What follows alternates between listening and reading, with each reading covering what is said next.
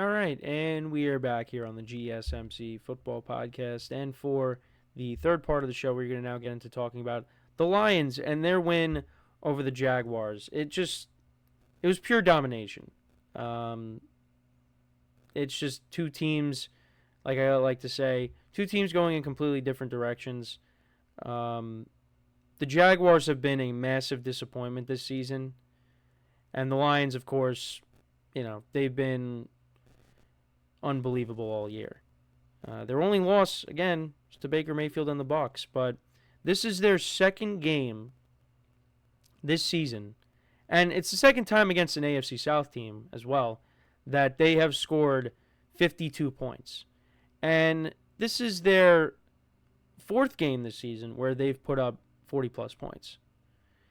They have just been a machine this year, and that continued here. Now, surprisingly enough, the Jaguars got the ball to start this game, and they went down the field and kicked a field goal. So they were winning 3-0. And then the Lions outscored them 52-3 the rest of the way. Because the Lions scored a touchdown on their first drive, their second drive, their third drive, their fourth drive, their fifth drive, their sixth drive, their seventh drive. They did not punt in this game. Hendon Hooker came in and finished it up. But, yeah, Lions did not have to worry about punting in this game. There was a lot of punts by the Jaguars. Mac Jones, once again, was the starter in this game in the absence of Trevor Lawrence.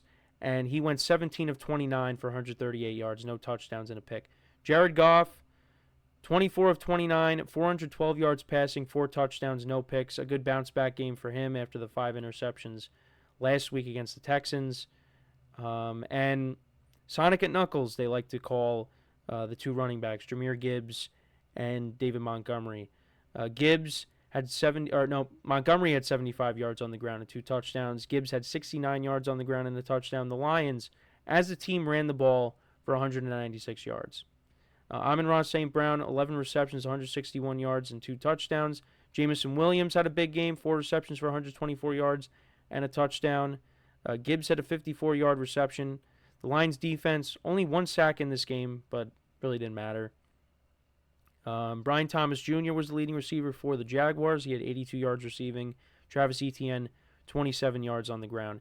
Tank Bigsby was out for this game, but they just could not establish a running game. And no sacks by the Jaguars defense in this game. But the Lions just were unbelievable. You had the Montgomery touchdown on their first drive, the Gibbs touchdown on the second drive, another Montgomery touchdown on the third drive, 27 yards to AmonRaSt.Brown for a touchdown on their fourth drive. Their fifth drive, Jameson Williams had the 64-yard touchdown. Brock Wright had a touchdown in this game. There was no Sam Laporta. AmonRaSt.Brown another touchdown. And then Jake Bates, from 54 yards out, kicked the field goal to make it 52-6. But the Lions are rolling right now, and I keep saying it, Super Bowl prediction looks good. Now, the Chiefs did lose this past Sunday, and they did not look great at times in that game. But it looks good. The Lions right now look like the team to beat in the NFC, and we've been saying that for a while now. Who could be the team that potentially knocks them off? Well, right now, I don't think it's the 49ers, just the way they're playing. They're not even in a playoff spot right now. So we can't really say them at the moment. The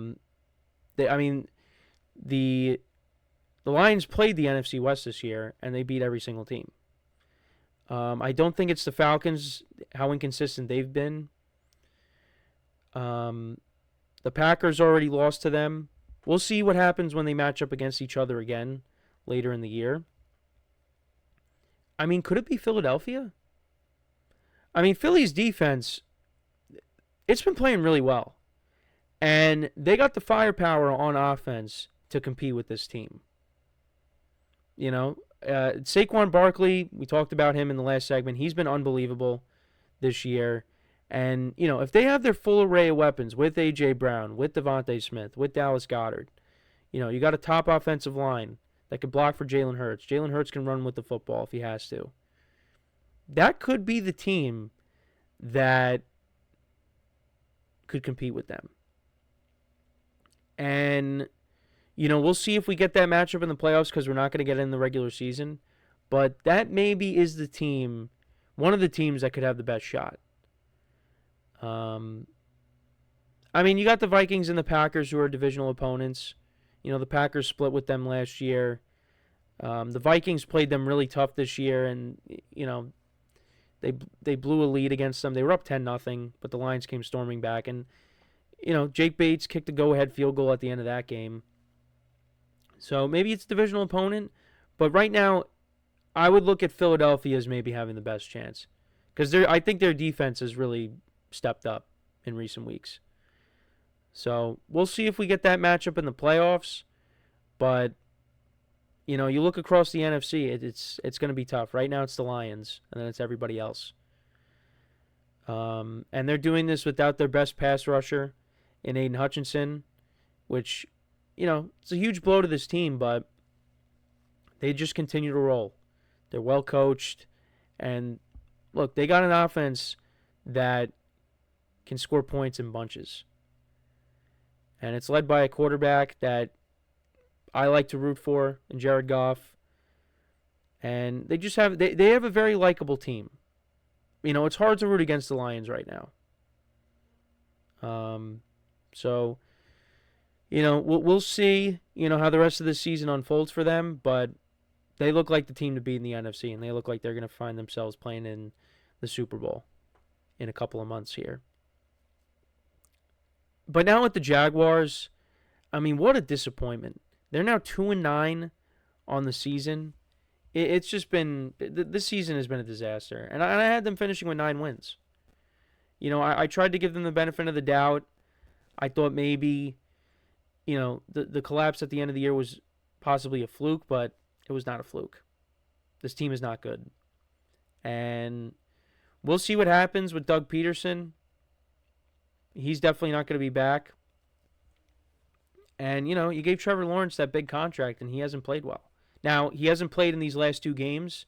Thankfully, he wasn't a part of this game because that would have been a really bad look. But even if he did play, the Jaguars still lose this game. Now, maybe the score isn't as lopsided, maybe a little less lopsided, but yeah, it really wouldn't have made that much of a difference. The Jaguars have they've been a disappointment. And you gave your quarterback a big contract, and so far he has not lived up to it this year. And I'm curious to see if, he does come back this season, because, he is dealing with the shoulder injury. But we'll keep an eye on it. But that's a team that's going to be going through some changes as well. Yeah, it's just ever since that 8-3 start for them, it's just downhill. Everything has gone downhill for them. So, but they ran into a football team that is just clearly better than them in every way. And it's not the first time that a game like this has happened to them. The Bills on that Monday night, they're not a good team right now. And they have lost some close games too. Losing to the Dolphins in week 1 where they could have won that game. The Texans, they were leading in that game. The Packers, they lose towards the end of that one. The Vikings game, look, Vikings did not score a touchdown against them. They lost 12-7. If Trevor Lawrence plays in that game, maybe they win it. They almost came back against the Eagles. It's not been good. Their only wins have come against the Patriots and the Colts led by Joe Flacco. And that was a 3-point game. So it's has not been a good year for them, and we'll see what they do at the end of the year, what kind of changes this team goes through. But they have been one of the more disappointing teams this year. And also a player that I want to bring up, what happened to Travis Etienne? He was one of the best running backs in football last year, and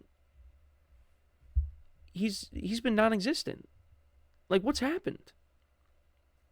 Brian Thomas Jr. looks like he's going to be a good player for them, so they at least have that. But Travis Etienne's been a disappointment. Christian Kirk dealt with injuries this year. It's been a disappointment. That's all I can really say about it. So, and I thought the defense maybe would be a little bit better. No, it's just everything has kind of gone wrong for them. And like I said, a lot of changes are going to be coming for them after this year. So, let me know what you guys think, though, about this game, though, between the Lions and the Jaguars. What were your takeaways from it? Let me know. So, when we come back from our next break, we will talk about the NFC West as a whole.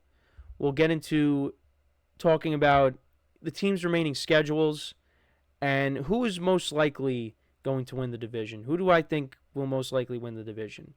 So, we'll get into all that. That will be the second to last topic of the day. It's turned into one of the more competitive divisions in football. Between that and, you got the NFC North, of course. These are tough divisions right now. Unfortunately, except if you're the Bears, when talking about the NFC North, because, they're the only team now that has a losing record. And it's on bad luck because they could have very easily had 2 more wins had it not have been for a blocked field goal and a Hail Mary. So, but we're going to talk about the NFC West, though, when we come back from our next break. So with that being said, stick around, and we'll be right back here on the GSMC Football Podcast.